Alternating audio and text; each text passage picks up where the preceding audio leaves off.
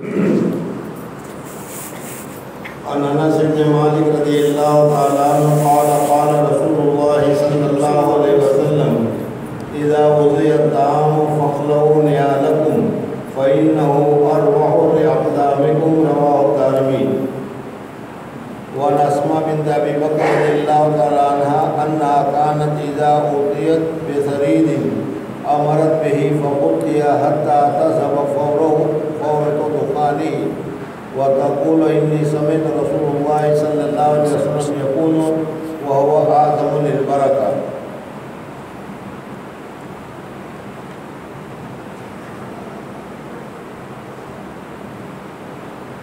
کھانے کے متعلق آداب وغیرہ ذکر کیا جا رہا تھا.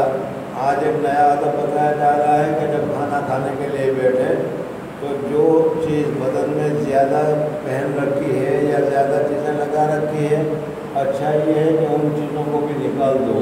تاکہ کھانے میں بہت ہی زیادہ سہولت ہو اور اطمینان اور سکون کے ساتھ تم کھانا کھا سکو. مثلاً جوتے پہنے ہیں تو جوتے نکال دو, کوٹ پہن رکھا ہے تو کوٹ نکال دو, اور کوٹ پہن رکھا ہے تو ان تمام چیزوں کو نکال دو تاکہ کیا ہے قسم کی سہولت ہو جائے, آسانی ہو جائے اور آسانی کے بعد آدمی کھانا کھا سکے. حضرت انس رضی اللہ تعالیٰ عنہ سے روایت ہے کہ رسول اللہ صلی اللہ علیہ وسلم نے فرمایا جب کھانا سامنے رکھا جائے تو اپنے جوتے اتار دیا کرو, اس سے تمہارے پاؤں کو زیادہ راحت ملے گی. اس حدیث میں کھانے کے وقت جوتا اتار دینے کا حکم دیتے ہوئے جو حکمت اور مصلحت بیان فرمائی گئی ہے کہ اس سے پاؤں کو زیادہ راحت اور آرام ملے گا, اس سے یہ بات ظاہر ہے کہ یہ حکم شفقت کی بنا پر دیا گیا ہے تاکہ لوگوں کو راحت ملے, لوگوں کو سہولت ملے, اور اس سہولت کی وجہ سے یہ حکم دیا گیا ہے. ایسا نہیں ہے کہ جوتا پہنے کھانا کھانا کوئی گناہ کی بات ہو. جوتا پہن کر بھی کھانا کھا سکتے ہیں, اوور کوٹ یا دوسرے کپڑے پہن کر بھی تم کھانا کھا سکتے ہو, لیکن اگر نکال دو تو کھانے میں تمہیں سہولت رہے گی, تمہارے بدن کو راحت ملے گی. اس بدن کی راحت کی وجہ سے حضور اکرم صلی اللہ علیہ وسلم نے یہ حکم ارشاد فرمایا ہے. دوسری حدیث حضرت اسماء بنت ابی بکر رضی اللہ تعالیٰ عنہ کی ہے. حضرت اسماء رضی اللہ تعالیٰ عنہ یہ حضرت ابوبکر صدیق رضی اللہ تعالیٰ عنہ کی صاحبزادی ہیں, بیٹی ہیں. حضرت عائشہ صدیقہ رضی اللہ تعالیٰ عنہ کی بہن ہے. حضرت عائشہ کی والدہ الگ ہے, حضرت اسماء کی والدہ الگ ہے. باپ دونوں کے ایک ہے حضرت ابوبکر صدیق رضی اللہ تعالیٰ عنہ. حضرت اسماء رضی اللہ تعالیٰ عنہ فرماتی ہے کہ کانت اذا اطیت بثرید, حضور اکرم صلی اللہ علیہ وسلم کے زمانے میں جو کھانے کی بہت ساری قسمیں جیسے آج کل ہمارے یہاں ہیں اس طریقے سے نہیں تھی. سادہ کھانا ہوتا تھا اور سادہ ہی کھانا کو عام مدن لوگ کھایا کرتے تھے, لیکن پھر بھی بعض مرتبہ گوشت اور روٹی وغیرہ کو ملا کر ایک مخصوص طریقے پر اس کو پکایا جاتا تھا جس کو عربی میں جس کو حضور اکرم صلی اللہ علیہ وسلم کے زمانے میں سرید کے ساتھ تعبیر کیا جاتا ہے. جیسے آج کل ہمارے یہاں بریانی سب سے عمدہ اور ٹاپ میں سمجھی جاتی ہے, اس طریقے سے حضور اکرم صلی اللہ علیہ وسلم کے زمانے میں یہ سرید جو تھا وہ ٹاپ کا کھانا سمجھا جاتا تھا اور عام وطن اچھے طریقے سے اسی کو کھایا کرتے تھے. حضرت اسماء رضی اللہ عنہ فرماتی کہ جب ان کے یہاں سرید پک کر آتا تھا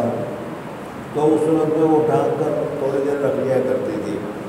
تاکہ وہ پکنے کی وجہ سے جو اس میں ابال آیا ہے, جوش آیا ہے, گرمی آئی ہے اور بھاپ وغیرہ جو اس میں بہت زیادہ تیزی ہے وہ ساری تیزی ختم ہو جائے, ٹھنڈا ہو جائے اور ٹھنڈا ہونے کے بعد کھایا جائے تاکہ کھانے میں سہولت ہو. اس وجہ سے تو پھر اس کے بعد جب وہ اس کی بھاپ وغیرہ ختم ہو جاتی تھی اور اس کی گرمی کی شدت ختم ہو جاتی تھی, بالکل ابلتا ہوا کھانا یہ پسندیدہ نہیں, اس وجہ سے کہ ابلتے ہوئے کھانے میں جو گرمی ہوتی ہے اور پیٹ میں جا کر وہ نقصان کرتا ہے, اس وجہ سے حکمہ اور طبیب حضرات بھی ایسے گرم ابلتے ہوئے کھانے کو منع فرماتے ہیں. ہاں ایک بات دوسری ہے اور وہ ہے کہ اگر کوئی کھانا ایسا ہے کہ گرم گرم کھانے میں ہی اس میں لذت ہے, گرم کھانے کے بعد اس کو اگر ٹھنڈا کر کے کرو تو پھر وہ لذت باقی نہیں رہتی. مثلاً چائے, لیکن چائے کو بھی تو ٹھنڈا کر کے پیتے ہیں. بہرحال چائے یہ ایسی ہے کہ اس کو گرم پیو تو مزہ آئے گا, فارسی کی ایک کتاب ہے، اس میں لکھا ہے کہ چائے کے 3 وصف ہے، چائے میں 3 وصف ہے، یہ 3 وصف ہو تو چائے پینے میں مزہ ہے، اور اگر یہ 3 وصف نہ ہو تو پھر وہ چائے نہیں بلکہ وہ پانی۔ ایک تو ہے وہ لبدوز ہونا چاہیے، یعنی پورا کپ بھرا ہوا ہو، چھلاچھل بھرا ہوا ہو، وہ ایک صفت تو اس کی یہ ہے۔ لبسوز ہونا چاہیے، یہ دوسری صفت ہے، اتنی گرم ہونی چاہیے کہ پیے تو ذرا ہونٹ میں جلن ہو اور ہونٹ میں کیا ہے گرمی محسوس ہو۔ لبدوز ہو، لبسوز ہو اور لبریز ہو، بالکل کپ بھرا ہوا ہو اور میٹھا اتنا ہو کہ چائے پینے کے بعد ذرا ہونٹ کو چبایا جائے، چوسا جائے۔ بہرحال یہ خاص چائے کی صفت ذکر کی جاتی ہے۔ حضرت اقدس گنگوئی رحمۃ اللہ تعالیٰ علیہ نے فرمایا ہے کہ جو کھانا ایسا ہے کہ اس کو گرم کھانے میں ہی لذت ہے، مزہ ہے، جیسے چائے، تو ایسے وقت میں پھر اس چائے کو گرم گرم پینا یہ منع نہیں ہے، لیکن کھانا وغیرہ بالکل ڈیگ سے نکالا گیا، چولہے سے اتارا گیا اور فوراً گرم گرم کھانا کھا لو، یہ نقصان دہ ہے۔ اس وجہ سے حضرت اسماء رضی اللہ تعالیٰ عنہ فرماتی ہے کہ حضور اکرم صلی اللہ علیہ وسلم نے مجھے یہ حکم فرمایا کہ میں نے سنا حضور اکرم صلی اللہ علیہ وسلم سے کہ آپ فرماتے تھے وہ اعظم للبرکہ، کہ وہ کھانا جو کیا ہے اس کی فوراً حدت، شدت، گرمی وغیرہ ختم کر کے ذرا ٹھنڈا کر کے کھایا گیا ہو تو اس میں برکت پائی جاتی ہے۔ برکت کے متعلق کل میں نے ہمارے سامنے ذکر کیا تھا کہ ہم تو صرف برکت ایک ہی چیز کو سمجھتے ہیں کہ 2 آدمی کا کھانا 3 آدمی کو مل جائے، بس یہ برکت ہے۔ حالانکہ برکت کا جو عربی میں لفظ ہے اس کے معنی بہت ہی زیادہ وسیع ہے۔ ایسا کھانا کہ جس کے کھانے کی وجہ سے بدن میں قوت پیدا ہو،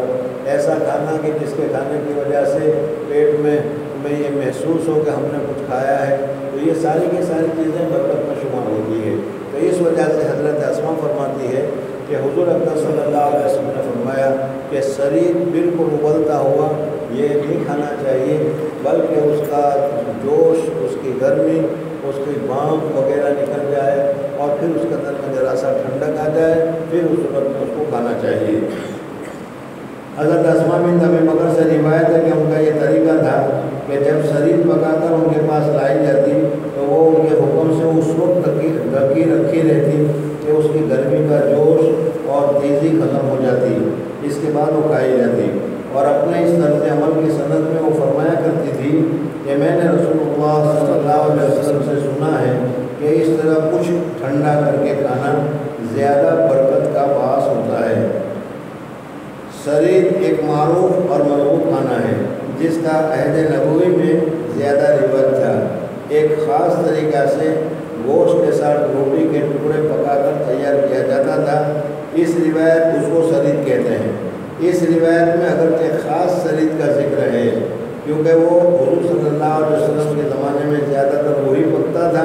لیکن ظاہر ہے کہ حدیث پاک میں جو تعلیم دی گئی ہے وہ ہر پکے ہوئے کھانے کے متعلق ہے کہ زیادہ گرم اور ابلتا ہوا نہ کھایا جائے، اس کو موجب برکت بتلایا گیا ہے۔ جیسے پہلے لکھا جا چکا ہے کہ برکت کے مفہوم میں یہ بھی شامل ہے کہ غذا کا جو مقصد ہے وہ اس طرح کھانے میں بہتر طریقے پر حاصل ہوتا ہے۔ طبیبوں کا کہنا تقاضا بھی یہی ہے کہ زیادہ گرم کھانا نہ کھایا جائے۔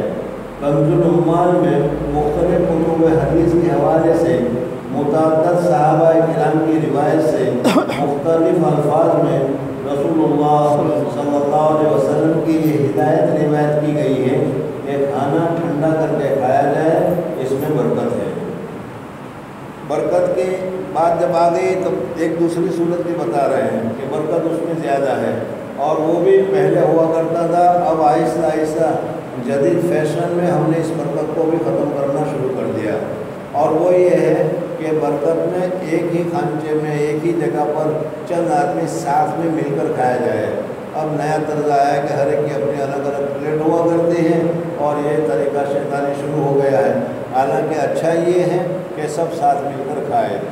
حضور اکرم صلی اللہ علیہ وسلم کے زمانے میں چند آدمی آئے اور آنے کے بعد انہوں نے حضور اکرم صلی اللہ علیہ وسلم سے شکایت کی کہ یا رسول اللہ صلی اللہ علیہ وسلم، ہم کھانا بہت سارا پکاتے ہیں لیکن اس میں برکت نہیں ہوتی۔ حضور اقدس صلی اللہ علیہ وسلم نے فوراً فرمایا کہ شاید تم لوگ الگ الگ انفراداً الگ الگ کھانا کھاتے ہوں گے۔ انہوں نے کہا کہ ہاں ہم سب انفراداً الگ الگ کھانا کھاتے ہیں۔ حضور اقدس صلی اللہ علیہ وسلم نے فرمایا کہ انفرادی اور الگ الگ مت کھاؤ، بلکہ سب ساتھ مل کر کھاؤ، سب ساتھ مل کر کھاؤ گے تو کھانے میں برکت ہوگی۔ اسی حدیث کو یہاں پر ذکر کیا جا رہا ہے۔ عن وحشی بن حرب رضی اللہ تعالیٰ عنہ قال ان اصحاب النبی صلی اللہ علیہ وسلم قالوا یا رسول اللہ انا ناکل ولا نشبع قال لعلکم تفترقون قالوا نعم قال فاجتمعوا على طعامکم واذکروا اسم اللہ تبارک وتعالی یبارک لکم فیہ رواہ ابو داؤد۔ وحشی، یہ حدیث حضرت وحشی سے ہے۔ وحشی یہ آپ حضرات جانتے ہیں کہ حضور اقدس صلی اللہ علیہ وسلم ایک غلام تھے، اور ان کو کسی آدمی نے یہ لالچ دی کہ اگر تم نے حضرت امیر حمزہ رضی اللہ تعالیٰ عنہ کو شہید کر لیا تو ہم تم کو آزاد کر لیں گے۔ اس وجہ سے انہوں نے غزوہ احد کے موقع پر خاص طور پر حضرت امیر حمزہ رضی اللہ تعالیٰ عنہ، جن کا لقب سید الشہداء ہے، شہیدوں کے سردار، حضرت امیر حمزہ رضی اللہ تعالیٰ عنہ کو اس نے قتل کر دیا تھا۔ بہرحال اس وقت وہ کافر تھے، قتل کر دیا، اور قتل کرنے کے بعد پھر وہ غلام سے آزاد بھی ہو گئے۔ پھر اللہ تبارک و تعالیٰ نے ان کو ہدایت دی، توفیق دی، اور توفیق کی وجہ سے وہ مسلمان ہو گئے۔ حضور اقدس صلی اللہ علیہ وسلم کے پاس آئے، حضور اقدس صلی اللہ علیہ وسلم نے معاف کر دیا اور یہ اسلام لے آئے، ان کے اسلام کو بھی قبول کر لیا۔ لیکن پھر حضور اقدس صلی اللہ علیہ وسلم نے فرمایا کہ یہ وحشی، کیا ہی اچھا ہو کہ تم میرے سامنے نہ آؤ، اس وجہ سے کہ جب تم میرے سامنے آتے ہو تو مجھے اپنا چچا حضرت امیر حمزہ رضی اللہ تعالیٰ عنہ یاد آ جاتے ہیں، اور حضرت امیر حمزہ رضی اللہ تعالیٰ عنہ کو قتل کرنے کے بعد جو بے عزتی کی گئی تھی وہ ساری حضور صلی اللہ علیہ وسلم کے سامنے آ جاتی ہے۔ حضرت امیر حمزہ کو قتل کرنے کے بعد ان کے ناک کاٹے گئے، کان کاٹا گیا، اور سینہ چاک کیا گیا، دل نکالا گیا، کلیجہ نکالا گیا، اور وہ سب کچا کچا چبایا گیا غصے میں اور جذبات میں آ کر۔ وہ سارا حضور اقدس صلی اللہ علیہ وسلم کو یاد آتا تھا،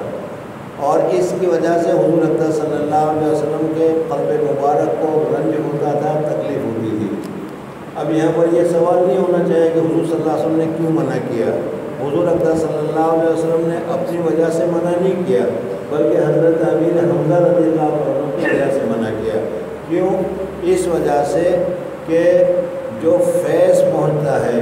جو اللہ تبارک و تعالیٰ کی طرف سے برکتیں نازل ہوتی ہے، وہ اس کے لیے ضروری ہے کہ استاد شاگرد سے خوش ہو،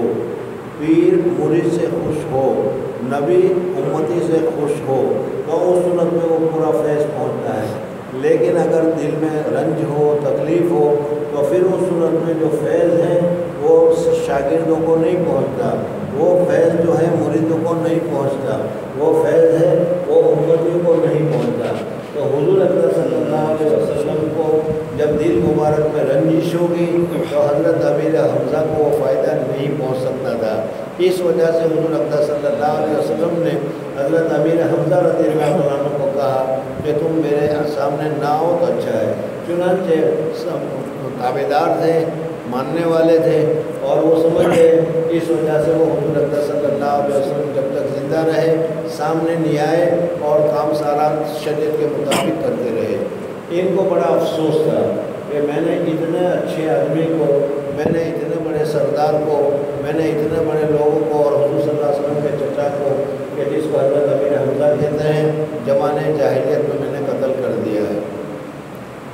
اس وجہ سے انہوں نے اسی وقت سے طے کر لیا تھا کہ اللہ تبارک و تعالیٰ کوئی کام مجھ سے ایسا لے کہ جس کی وجہ سے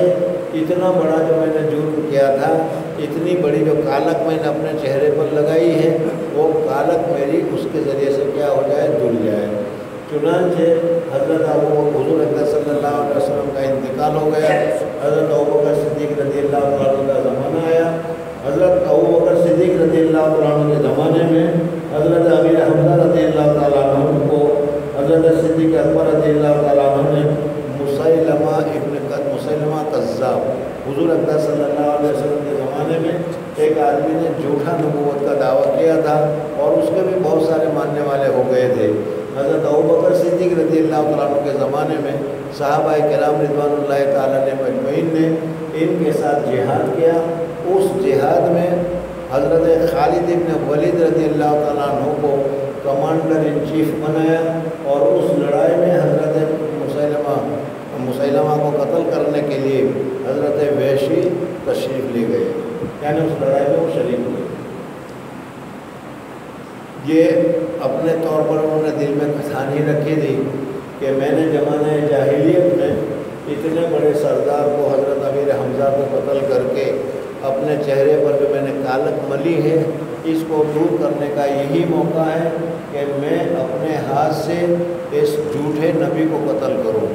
چنانچہ وہ تاک میں لگے رہے اور ان کے پاس ایک کمان تھا اور وہ کمان یہ تھا کہ اس طریقے سے کھنجر پکڑ کر وہ مارتے تھے کہ سیدھا نشانے پر جا کر لگتا تھا اور ختم ہو جاتا تھا۔ حضرت امیر حمزہ رضی اللہ تعالیٰ عنہ کو بھی اسی طریقے سے انہوں نے قتل کیا تھا، شہید کیا تھا۔ وہی خنجر ان کے پاس موجود تھا۔ مسیلمہ نے کذاب کے بعد جب لڑنے کے لیے گئے تو انہوں نے طاق میں بیٹھ کر وہیں سے جو خنجر کو چھوٹا جو مارا ہے تو سیدھا مسیلمہ کذاب کا معاملہ اس نے ختم ہو گیا۔ بہرحال یہ حضرت وحشی ہے، یہ روایت بیان کر رہے ہیں کہ نبی کریم صلی اللہ علیہ وسلم کے بعد صحابہ نے عرض کیا ہمارا حال یہ ہے کہ کھانا کھاتے ہیں اور پیٹ نہیں بھرتا۔ آپ نے فرمایا کہ شاید تم لوگ الگ الگ کھاتے ہو۔ انہوں نے عرض کیا کہ ہاں الگ الگ کھاتے ہیں۔ آپ نے ارشاد فرمایا کہ تم کھانے پر ایک ساتھ بیٹھا کرو اور اللہ کا نام لے کر یعنی بسم اللہ پڑھ کر اجتماعی طور پر کھانا کھایا کرو، پھر تمہارے واسطے اس کھانے میں برکت ہوگی اور طبیعت کی سیری بھی حاصل ہو جایا کرے گی۔ اس حدیث کو روایت کیا ابو داؤد نے۔ اجتماعی طور پر کھانے کی یہ برکت جس کا اس حدیث میں ذکر کیا گیا ہے اس کا ہر ایک تجربہ کر سکتا ہے، بشرطے کہ کھانے والوں میں ایثار کی صفت ہو جو ہر سچے مسلمان میں ہونی چاہیے۔ ہر ایک یہ چاہے کہ میرے دوسرا ساتھی اچھا کھا لے اور اچھی طریقے سے کھا لے۔ اگر کھانے والوں میں یہ بات نہ ہو تو پھر اس کی برکت کا کوئی استحقاق نہیں ہے، بلکہ اس صورت میں اندیشہ ہے کہ اکثر و بیشتر تجربہ اس کے برعکس ہو۔ آگے جو حدیث ذکر کی جا رہی ہے اس میں بھی یہی ہے کہ حضور اکرم صلی اللہ علیہ وسلم نے فرمایا 2 آدمی کا کھانا 3 آدمی کو، 3 آدمی کا کھانا 4 آدمی کو، 4 آدمی کا کھانا 5 آدمی کو کافی ہو جاتا ہے۔ اس کا بھی یہی مطلب ہے کہ ساتھ بیٹھ کر اگر کھاؤ گے اور کھانے والا ہر ایک یہ جذبہ رکھتا ہو دل میں کہ میرا ساتھی مجھ سے زیادہ کھائے، آج یہ جذبہ بھی ہم نے چھوڑ رکھا ہے، بلکہ زیادہ میرا پیٹ بھرے سامنے والا بھوکا مر جائے کوئی حرج کی بات نہیں، یہ اسلامی طرز کے خلاف ہے۔ مسلمان کو احسان اور قربانی کا پتلا ہوا کرتا ہے، احسان اور قربانی کا اس میں جذبہ ہوا کرتا ہے۔ اس وجہ سے اگر اس احسان اور قربانی کے ساتھ اگر آدمی کھائے گا تو چند آدمی کا کھانا زیادہ آدمی کے لیے کافی ہو جائے گا۔ حدیث پاک میں جو بتایا گیا ہے کہ 3 آدمی کا کھانا 4 کو کافی ہو جائے گا، 4 آدمی کا کھانا 5 کو کافی ہو جائے گا، وہ اسی صورت میں ہے کہ ہر آدمی ایثار اور قربانی سے کھانے کی صورت اختیار کرے۔ اللہ تبارک و تعالیٰ مجھے اور آپ حضرات کو حضور اکرم صلی اللہ علیہ وسلم نے جس ایثار اور قربانی کی طرف اشارہ کیا ہے ہمیں نصیب فرمائے اور کھانے کو حضور صلی اللہ علیہ وسلم کی سنتوں کے مطابق کھانے کی توفیق عطا فرمائے۔ سبحان اللہ و بحمدہ۔